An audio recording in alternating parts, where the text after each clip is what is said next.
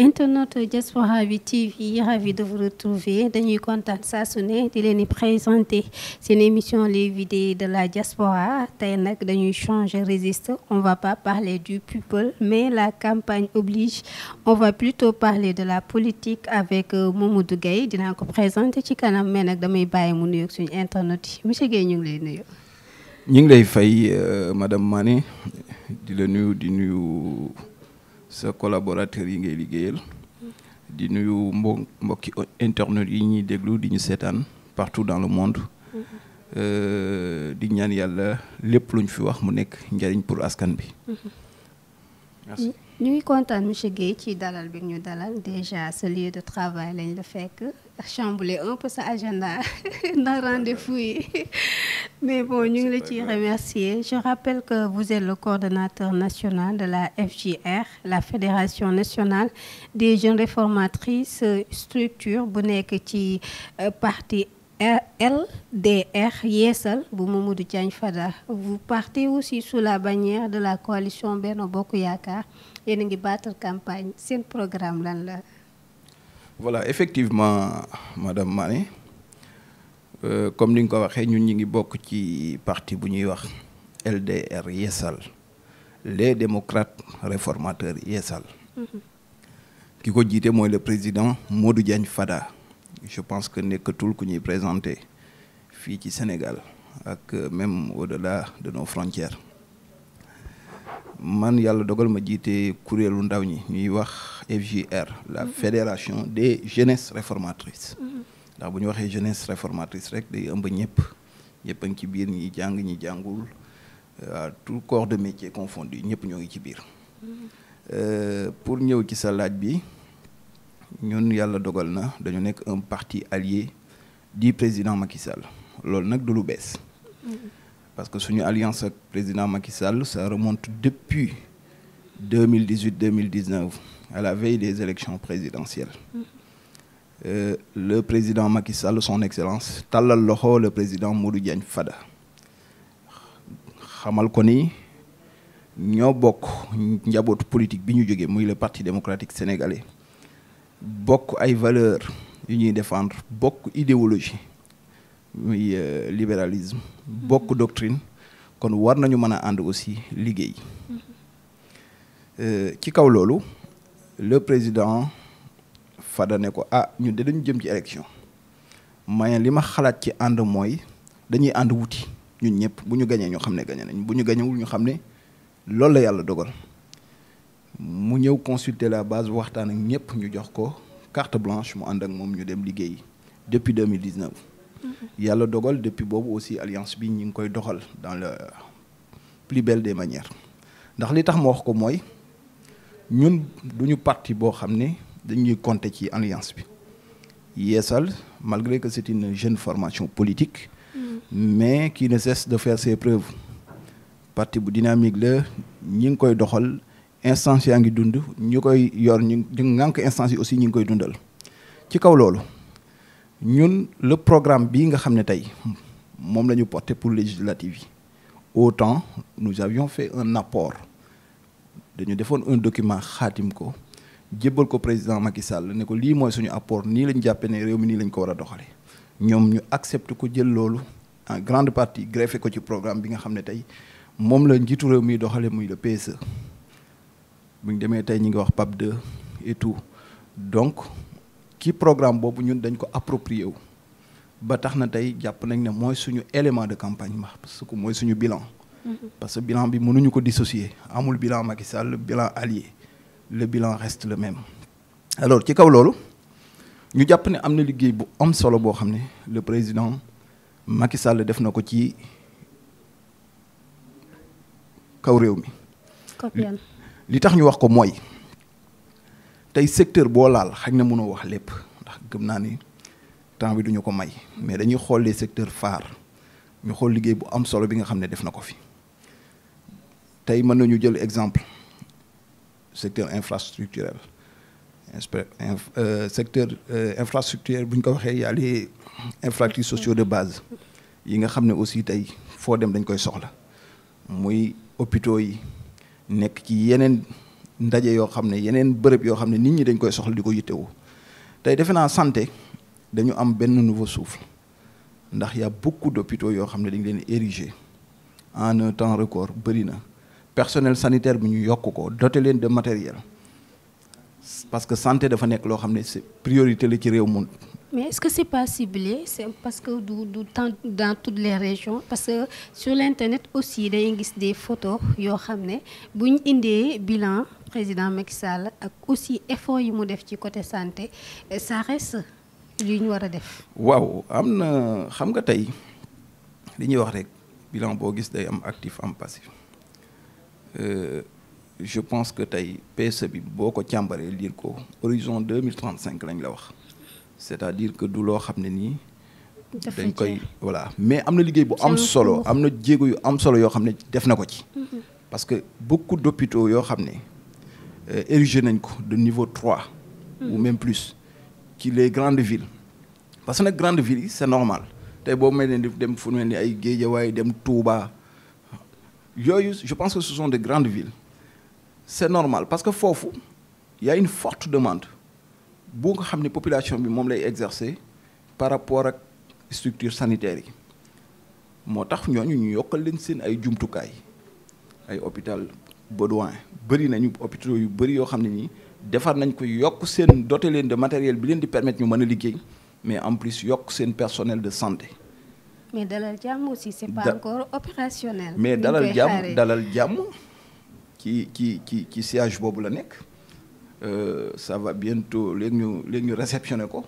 bu ko defee dina nekk benn ouf de soulagement ci population Guédiawaye bi yëpp ak li ko wër je pense que foofu def nañ fa liggéey bu am solo donc secteur santé bi man je me dis que véritablement pour le moment le bilan est largement positif. D'accord. Voilà. La représentativité des jeunes au niveau de l'hémicycle est-ce que bokk na carrément ci seen programme est-ce que investir ngeen ay jeunes yoo xam ne dinañ mën a ñëw di waxal seen morom yi. waaw boo càmbaree investir yi Benno Bokk Yaakaar lim ci dugal ay jeunes je pense que amul beneen coalition bu ko ci dugal les coalitions sérieuses je dis même parce que nag mën nga am récépissé déposer caution mais ça ne veut pas dire que voilà mais pour les coalitions sérieuses Benno Bokk Yaakaar li mu dugal ci ay jeunes je pense que keneen dugalu ko parce que bi ñu dénombré on a vu que y a pratiquement 14 jeunes yoo xam ne investir nañ leen. donc ci kaw loolu dañu jàpp ne le président Macky Sall dafa am place bu am solo boo xam ne da ko beral ndaw ñi et jàpp na ne aussi législature bi ñu jëm ndaw ñi dañu am un rôle extrêmement important boo xam ne dañ ko war a jouer donc ba tax na mu dugal leen ci en masse ñu am yaakaar di féliciter suñu mbokku jeunes yooyu pour ñu yàlla dogal ñu jàll bu ko defee ñu mën a teewal jeunes yi en particulier et le Sénégal en général. D'accord, ñu revenir un petit peu ci sa leader muy Modou Diagne Fada récemment on a vu une vidéo virale ci fiefam ñu ko doon hué ci benn activité. waaw pensez-vous que loolu alerte la wala message la wala sabotage la wala comment vous expliquez ce qu'il faut comprendre xam nga les gens la dañu xaw a fort ci manipulation de l'information li tax ma wax ko mooy parce que je vais rétablir la vérité des faits. Le président Modou Diagne Fada ku ko xam-xam ne c'est un allié sérieux un allié loyal du président Macky Sall ba tax na depuis bi mu ànd ak moom di liggéey élection locale yi ñu jógee moo ci mujj wane na dayoom il fait partie des rares des alliés yi nga xam ne dafa dem non seulement gagner commune am mais gagner département bi avec plus de 13 000 voix booba léegi ça fait à peine 6 mois yàggul. Son poulain le maire Madiop Bitèye bi nga xam ne moom la teg daaru moom aussi mu gagné avec plus de 3000 voix tey ñi doon def loolu xam nga visite de proximité tey ñun mooy suñu li ñu jàpp ne mooy c'est la meilleure stratégie dans Benno Bokk Yaakaar def na visite de proximité di ñibbi parce que daaru du dëkk boo xam ne nit ñi xamante wuñu presque ña fa dëkk ñoom ñëpp xamante nañu en général ñi ci bëri ay mbokk lañu mi ngi ñibbi am 4 militants Pastef yu mu romb ne xaaral ma jàdd waxtaan ak ñoom ba xam alors bi mu demee ñoom aussi ñu jóg peut-être pour ñoom c'est une occasion boo xam ne war nañ ci sauter pour peut-être voilà def comme ni ko seen leader ni leen seen leader jàngale mooy chahuter yuuxu xam nga wone benn arrogance boo xam ne daal kenn mënu ko natable parce que boo seetloo ci vidéo bi nit ki ñi ngi wax di wax tu entends leur voix dañoo sonn dañoo nii dañoo naa alors ma jàpp ne loolu aussi mën nañ leen koo nangul c'est une stratégie politique. Absolument. Mais tey bu ñu jógee ba nit ñi commencé jël loolu naan Modou Diagne a été huillé à Darou non Modou Diagne reste maître à Darou boo bëggee dégg-dëgg. mais parce que du ñeenti nit ñoom ñooy représenter la population daroise. Je pense que ñooñu am nañ sañ-sañ taxaw parce que li lay won ne ñooñu tey lors des locales passées il y avait 5 listes yu nekkoon en course. Mais ñoom parti bi ñu bokk ils étaient surclassés ñoom ñoo nekkoon dernière ñoo jëloon 5e. alors ñooñu amuñu fa benn forte potentiel électoral bu war a tax tey nit ñi mën leen a jàppe comme baromètre naan un leader comme Mamadou Diagne Fada ñi ngi koy yuuxoo loolu peut-être manipulation la rek et que ñun ñi xam li ci xew xam nañ ne loolu c'est normal xam nga Modou Diagne c'est un bon démocrate. looloo waral tey mu jàpp ne war na mën a wax ak ñëpp. tey am na leader yu mu doon. du ñu gis seen adversaire sur le terrain di waxtaan ak ñoom. duñ ko def mais loolu mooy charme politique ki nga far ak ki nga faralut lépp si tu as des arguments tangibles war nga mën a toog nga waxtaan ak moom. mais pourquoi ne pas éclairer aussi la lanterne des Sénégalais puisque c'est sur le net gisuñu aussi benn riposte boo xam ne quand Modou Diagne Fada ñëw nañ def ko démentir. la chose non xam nga tey dama lay wax benn affaire dañu nekk ci jamono campagne. jamono campagne nag. toute forme d'information di nga ko gis ñenn ñi dañ informer juste et bien mais am na ci ñoo xam ne peut-être dañuy manipuler parce que vidéo boobu extrait ça fait même pas 30 secondes à peu près donc loolu du loolu mooy déterminer Mamadou Diagne Fada aura bi mu am à Darou non du loolu moo koy dindi en tout cas damay démentir solennellement et publiquement qu'en réalité la population daroise ñu ngi ci ginnaaw le président Modou Diagne Fada te li ma koy wax je leur donne rendez-vous au soir du 31. D'accord. boobaa dinañ xam parce que la vérité il y a la vérité des urnes c'est ça qui parle du ñeenti nit yu dajee naan dañuy yuuxu nit wala dañ koy jéem a kii le président Fada dépassé na loolu mooy il a fait la traversée du désert dund na circonstance politique bu nekk kon loolu je pense que c'est une affaire minime comme ñenn ñi niñ ko jëlee def ko une affaire def ko de manière virale ku nekk di ci wax. waaw parce que même aussi bu ñu gisee waa Sonko gis nañ ni tey récemment benn vidéo bi mu demee Matam. certes dressé na benn foule topp nañ ko mais am na benn minute partie boo xam ne ñu ngi nekkoon di wax en faveur de Benno Bokk Yaakaar. donc xam nga mooy li ma lay wax rek xam nga tey ngeen baal ma mais nit ñi li ñu bëgg a wane rek la ñuy wane. tout récemment waxuma la sax Matam wala Kolda wala feneen bi mu demee Guédiawaye y a une vidéo qui circulait y a des jeunes yu ko doon yuuxu sànni xeer di wax te liñ doon wax ñëpp dégg nañ ko donc pourquoi nit ñi attardé wuñu ci loolu ñuy attardé wu ci le président Modou Diagne Fada mais ça se comprend c'est l'homme c'est la dimension du président Modou Diagne Fada qui est ainsi am na ñoo xam ne tey bu ñuy wax ci ñoom nit ñi mën nañ ci bañ a prêter trop d'attention parce que peut-être la ñuy wax ci ñoom voilà dem na ba nit ñi finalement dañ ko miss voilà noonu la demee rek mais en réalité comme je l'ai dit tantôt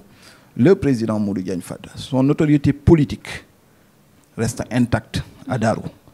parce que ma nga fay liggéey te yàgg na faa liggéey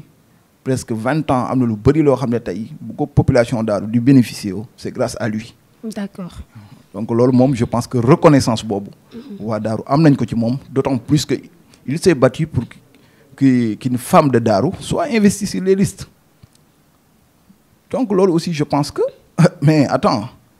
loolu aussi lu am solo la ndax ku sañoon tey gox ba nga yeewoo dëkk ba nga yeewoo ñu ne am nañu honorable député donc loolu aussi je pense que c'est un combat boo xam ne yàlla dogal na def na ko qui mérite d'être salué quand même à sa juste valeur. d'accord monsieur Guèye tey ban lecture ngay jàmbat ci campagne bi ak opposition bi ak seen discours seen message ak seen mobilisation. xam nga opposition sénégalaise bii ñu am tey je pense que yàlla dafa dogal dañu jël li ñuy wax manipulation di désinformer les gens duñ leen wax li dëppook dëgg bëgg ko jël def ko benn arme de bataille def ko seen cheval de guerre te ay la yéwén ñëpp xam nañ ne lu dul dëgg mën nga koy presser pour un moment. mais du continuer wax dëgg. non attends xam nga tey bu ñuy wax opposition bi parce qu'il y a une opposition radicale au Sénégal. Ce sont là les populistes qu'on voit aujourd'hui. Dans leur discours, on sent la violence, la haine viscérale. Nous savons toujours jàmm bëgguñu ko. Mais da ngay tudd tur. Bon, en l'occurrence, xam nga kiy def loolu Sénégal ba mu daj ko xam histoire Sénégal opposition bu nekk jaar na fi mais bii ñu gis des gens yoo xam ne dañuy taxaw publiquement. Des gens qui di comme Ousmane Sonko di appeler à un mortel combat. Des gens yoo xam ne dañuy naan dañuy jóg pour dem renverser le pouvoir. Je pense que c'est une première dans l'histoire politique du Sénégal. Et que je me dis, ñun Sénégal li politique yi comprendre muy man ak ñenn ñi dafa am cëslaay am na ay kilifa diine yoo xam ne ñoom ñoo fi def liggéey bu am solo avant ñuy egsi fii ku jàpp ne mën ngaa jóg ngir say bëgg-bëgg personnel wala sa agenda personnel pour jàmm jooju nga xam ne réew mi moom la am nga ne da nga koy salfaañe da ngay nax sa bopp. mais ñoom dañu jàpp ne même ci opposition bi am na ci ñoo xam ne dañu nekk pion Macky Sall. non xam nga loolu moom ay wax la rek xam nga fii moom bu ñu nee diw xam nga tamit mooy li ma la wax rek y a deux formes d'opposition dafa am des radicaux ñi nga xam ne opposition radicale la ak ñi nga xam ne tey ce sont des gens yoo xam ne on peut les appeler des modérés parce que tamit nag au-delà de tout il faut être un démocrate. bu dee principe yooyu yow da nga ci tënku di nga opposé wu de manière démocratique te boo ko defee bu boobaa peut-être mën nañ la taxer comme ñenn ñi ngay wax naan dañ leen ne opposition bu jege Macky Sall la non opposition bu jege Macky amul. parce que am na des gens yoo xam ne tey bu ñuy poser des actes ce sont des actes réfléchis ils mettent l'intérêt supérieur de la nation que seen intérêt bopp ñooñu peut-être mën nañ leen taxer naan dañu jege Macky non jegewuñu Macky parce que dans toute chose nit lépp lu muy def ci àdduna il faut que mu mesurer l'ampleur. parce que kii woote mortel combat naan dem leen dee ba juróom-ñeenti nit ñàkk ci seen bakkan kooku du réew mee ko jitteel kooku jëmi boppam moo ko jitteel exemple la bu ma lay jox. donc bokkut ak ki nga xam ne jàpp na ne y a des formes républicaines yoo xam ne mën nañ ko adopter pour porter un combat politique de manière démocrate bokkul donc ñaari opposition yooyu ñoo fi ne. alors ñenn ñi nag moom. mooy les populistes moo leen gënal. non du problème de bu yomb xam nga tey. Macky Sall dafa opposé wu doog di jot ci nguur gi du dëgg ba muy opposé wu kenn mësu koo dégg mu saaga nit wala mu wax nit lu ñaaw kenn mësu koo dégg mu ne génn leen ñëw rayante kenn mësu koo dégg kaa leen rayante mësu leen a dégg mu wax ko yaa ngi dégg donc du coup ku nekk rek fi nga yem te teewut yàlla dogalee dafa war a jot ci nguur gi jot na ci nguur gi donc je pense que loolu tey ñëpp constaté nañ ko alors du problème mu dañuy bëgg lu yomb déedéet dañoo xam ne le jeu démocratique en réalité meilleur baromètre bi àtte nit ñi ce sont les urnes c'est à travers une élection moom moo mën a définir kan moom war a toog kan moo war a jiite ak kan moo war a jiite ndax nag au-delà de tout li ñuy wax rek c'est le peuple qui est souverain ñoom ñooy xool ñi leen doy ñu jiital leen alors nga may moom y a un discours bu may dégg opposition bi di ko porter te discours boobu bu ngeen defee seetlu bu ndaw mooy ça devient un discours périodique discours boo xam ne c'est par rapport au LGBT bu ngeen seetloo bi ñu ko njëkkee porté yàggul dara ci élection locale yi la veille élection locale bi élection locale yi jay xëy déggootoo leen ñu wax ci benn yoon bi élection législative yi ñëwaatee ils ont remis le même discours alors c'est un discours boo xam ne tey il faut que Sénégal yi comprendre ci lenn ak ñi nga xam ne fii ñun yàlla dafa dogal à 98% Sénégal ay nitu diine lañ nit ñoo xam ne am nañ ay croyances am nañ ay gëm-gëm muy jullit yi di chrétiens yi te ñun fa ñu bokk ñun ñëpp am na ci phénomène boo xam ne dañ ko rejeté le président Macky Sall wax na ko waxati ko wax na ko devant le peuple sénégalais wax na ko devant au sommet des Nations Unies wax na ko devant le président au temps de Obama nga xam ne jamono jooju xam nañ États-Unis li muy tekki dans le monde mu wax leen ne ñun parewuñu te duñ ko def ndax suñu réalité culturelle permettre ñu ak religieuse permettre ñu ñuy adopter lu mel noonu il l'a rejeté catégoriquement te yemu ci mu xamal leen ne tant que mi ngi jiite réew Sénégal lu mel noonu duñ ko fi nangu muy borom ñaari tur yi waa ay la yéwén loolu comme doyut lan moo lay doy dem na ci kilifa diine yi ñoom xam nañ wax na ci ak ñoom tey bu un gros groupuscule jógatee naan waaye nañu signé lu ñuy signé da koo jar. mais tey un sujet day nekk sujet sans objet jëru ko. mais bu ñu xoolee ñoom tamit ak seen riposte parce que dañuy gis des actes yoo xam ne dañuy ñëw ci benn mosquée di def du n'importe quoi wala surprendre nañ leen fii après à la suite dañu naan ne ñooñu bu ñu leen jàppee kayitu dof lañ leen di wutal naan dañu dof wala du genre affaire yooyu du coup ça pose problème. non attends madame Mané li jar a xam mooy la justice sénégalaise daf ko condamner fermement les actes contre nature et autres kuñ ci jàpp xam nañ ni ngi lay def kaso ngay mujje que dañu am kayitu dof yooyu loolu moom je pense que peut-être loolu moom beneen affaire la mais kuñ ci jàpp am na ñu bëri ñoo xam ne mënoon nañ leen a citer mais par l'essence du ñuy dugg ci ay tour ba ñu leen jàppee ils ont été incarcérés mais nit ñi lan la ñu bëgg leneen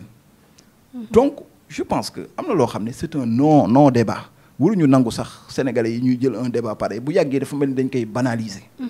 dafa mel ni dañ koy banaliser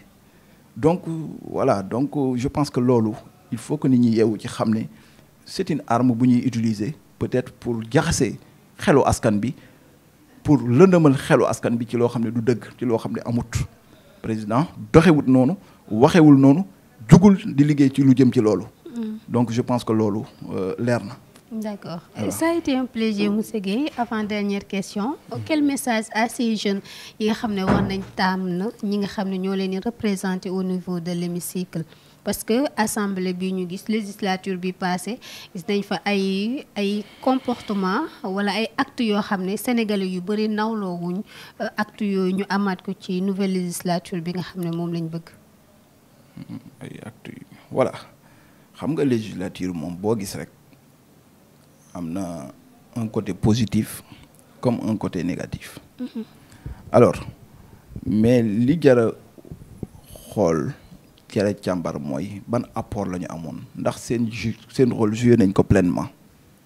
parce que ils ont eu à voter des lois ou des projets de loi. Ils ont eu à contrôler l'action du gouvernement. Vous voyez donc du coup je pense que ñoom lañ leen santoon en majorité ñi ngi woon ci liggéey boobu doon ko def convenablement alors comme ni nga ko waxee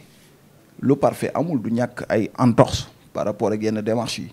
mais pourvu que rek jafe-jafe yooyu bu mu jël benn proportion bu extraordinaire parce que ña fay daje ci pencum ndaw réew ñëpp yemuñu xam-xam ñëpp yemuñu dayoo donc loolu moom je pense que ku nekk xam na ko peut-être nag démocratie day dox day avancer dinañu dem ba ñu jéem a xoolaat saytuwaat manière bi nga xam ne ci la ñuy tabbi député yi parce que loolu dina gën a permettre xëy na ñu gën a am une assemblée forte une assemblée boo xam ne day nekk benn chambre boo xam ne wax dëgg neex yàlla loi yañ fay voté ak projet yañ fay porté ak budget yi nga xam ne tey ministères yi moom la ñu leen di soumettre ñu mën ko gën di saytu au grand bénéfice des Sénégalais ñu dem ba instaurer benn système boo xam ne peut-être pourquoi pas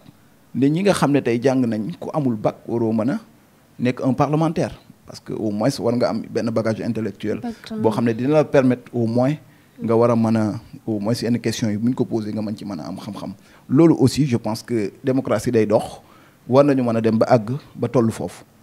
voilà. D'accord monsieur Guèye je rappelle que vous êtes le coordonnateur national de la FGR kontaan nañ ci dalal bi ñu dalal libre verbe à votre convenance. Voilà merci beaucoup madame Mané ñu ngi lay sant di la gërëm je pense que man maa leen gën a kontaan ci waxtaan bi nga xam ne seqoon nañ ko muy nekk pour njariñu askan bi te jàpp nañ ne lu ci jub rek ci yàlla la lu ci dëng xañ na ci ñun la xam nga ñun moom ay taalibe lañ dañuy jàng rek di leen wax rek ne wax dëgg neex yàlla lii nga xam ne moom ngeen yor di ci liggéey muy diaspora bi di leen ñaanal rek d'ici peu ngeen am véritablement ay avancées yu am solo au grand bénéfice de tous les Sénégalais parce que je pense que presse moom pouvoir la dafa nekk pouvoir bu am solo pouvoir boo xam ne sax capacité bi peuple bi am nañ ko mën nañu fal comme mën nañu folli ba tax ne comme li ñuy wax rek quatrième pouvoir ba tax ne di leen wax rek ne impartialité boobu ñu ciy wax rek yàlla dogal na ñu ci bëri ci yéen tey taxawaay boobu ngeen am di leen ci encourager xam nañ seen professionnalisme xam nañ seen dayoo xanaa di leen sant di leen gërëm di sant suñu waa parti les démocrates réformateurs di président Modou Diagne Fada ak ndaw yi ñu seqal ñëpp la FJR di leen wax ne ay jàmbaar lañu c'est un parti dynamique qui bouge, un parti boo xam ne c'est un parti d'avenir boo xam ne tey ñi ngi ànd ak le président Macky Sall di ànd ak moom di liggéey bu am solo xaaruñu élection jot nag pour ñu dem topp ko on est sur le terrain en permanence jërëjëf